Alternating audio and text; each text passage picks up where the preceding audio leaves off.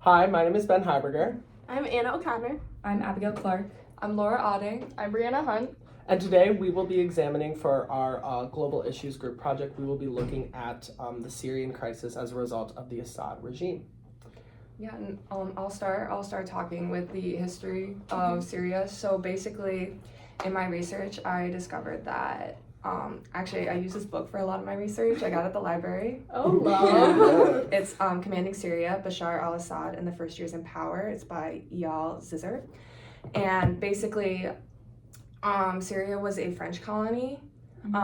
Originally, France colonized the whole thing. So when the French eventually left in 1946, they kind of left this like crumbling like government. So like the Syrian people were like scrambling to like, restore order because the order they had, the colonizers, they up and left. So fast forward, like they're able to like basically the Syrian people, they're kind of divided like religiously. Like I have it written down. So like the Sunni Arabs, they make up 60% of the population. And then the rest of the 40% are like Christians, Alawites, Druze, Kurds, like all that. And the Sunni Arabs basically took control of the Syrian area. And they basically were like, what's a good word for like an all, no, because they didn't elect anyone. Appointed? Yeah, like, and they basically they put down a lot of these minority groups. So we fast forward to the 70s, and Bashar al-Assad, the current president of Syria, his dad, what's his name? I want to make sure I pronounce it right. Hafiz al-Assad, it's the 70s, and Hafiz al-Assad is like this commander in the army. And what happened basically is that he and this group called I hope I'm pronouncing this right, it's B-A''Th, Ba'ath Party. They basically came together and they did like a military coup of the government, and Hafiz al-Assad basically came to power and was, they started the regime, the Assad regime, and took over the government. And it became, like, he has the name president, but it's very much like I don't want to say monarchy, but like a dictatorship. Yeah. Like his sons were expected to Yeah. take over rather than them electing. Like they have this like facade of like, oh yeah, the people can elect their own leaders, but it's not. Yeah. It's not real. And that's been the case with a lot of like Mhm. colonized states. Yeah. And like within like my research, almost all of my sources, they touched on the fact that even though they are presenting this facade, like you said, from the very beginning, it has been a dictatorship, and it very much is on the basis of like militia power, who controls that power, because they really do own that control. And like the big deal with Hafiz coming to power is that he was an Alawite. The Alawites make up 12% of the Syrian That is population. very Interesting. Yeah. Okay. Wow. Yeah, so this minority takes control. So in the beginning, people were like, "Oh, like this is great. Like we have someone who's like a minority taking control over these like the majority Sunni Arabs." Okay. Okay. Interesting. Yeah, Wow. yeah. So kind of connecting to that, like I focused more on like how the drug trade, and in recent years, Captagon has like kept the Assad regime like afloat, and all the people in power, and like Assad and his friends have been like the leaders of the Syrian regime that Assad controls.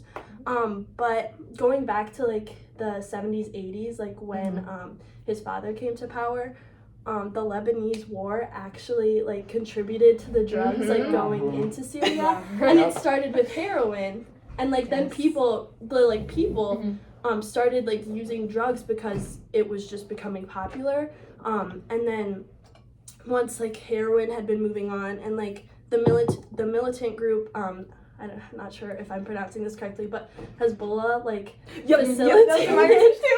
facilitated like the border of of Lebanon and Syria and like how the drugs came in and then it affected the citizens and the citizens Yeah. got more addicted, and once the heroin was done they moved on to opioids and then eventually to Captagon, which has Yeah. taken over Yeah. government control Yeah. today.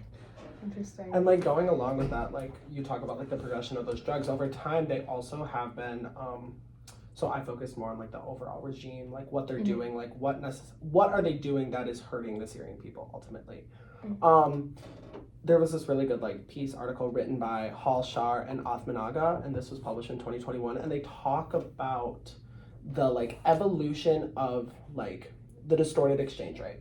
So the Syrian government, they personally set their own exchange rate. Before the war, like it was set at 50 like Syrian dollars to every one US dollar. But over time that is slowly depleted because of this distorted exchange rate that was very different than what the UN had set and what had happened. So with that, you're getting this evolution of drugs, you're also getting this evolution of exchange rate.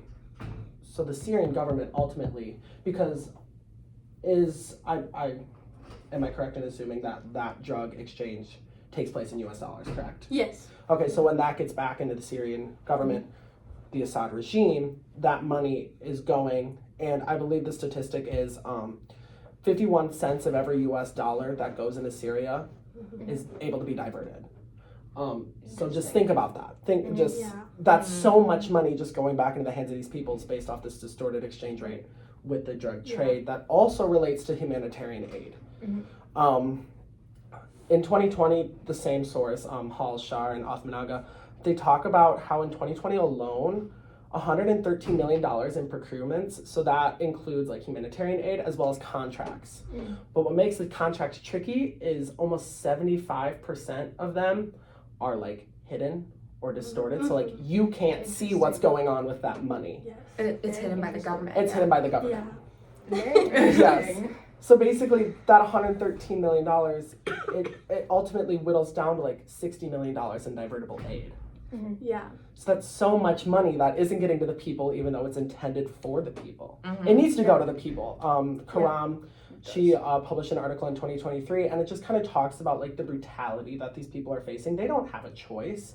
They brought up a really good example. It's a little bit dated, but I feel like it's still relevant, still happening today. In 2013, there was this military officer. He was brought in. He had the code name Caesar.